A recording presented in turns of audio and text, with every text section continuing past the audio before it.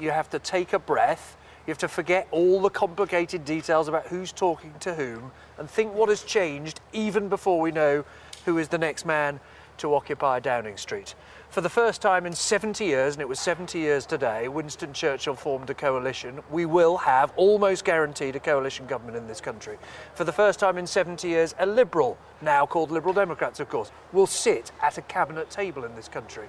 For the first time in many decades, we will get a change of our voting system, almost guaranteed, a referendum if it's a Tory Liberal government, a guaranteed change in the voting system if it's a Labour Liberal government. We may, if Labour and Liberals get in, have a change of Prime Minister, someone who was not before the Prime Ministerial debates. There's quite a long list of other firsts we're getting here, and that's before we even know the result of this election. And while we consider that long list of possibilities, let's think about the Liberal Democrats who are now holding negotiations with two sides. It's complex and it's risky.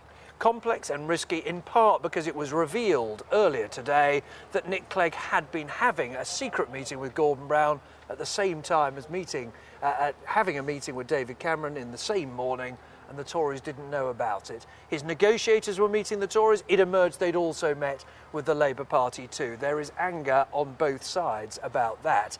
They would say they're delivering what coalition politics does. A change in politics on voting reform, guarantees now from the Tories they'll adopt some of their tax measures as well. But they are likely to face criticism, though, that they've got an awful lot of power, an awful lot of choice, not that many votes. Nick, we'll be back a little later to talk more about Gordon Brown's position, but in the meantime, Fiona, back to you for the day's other news. Thanks very much.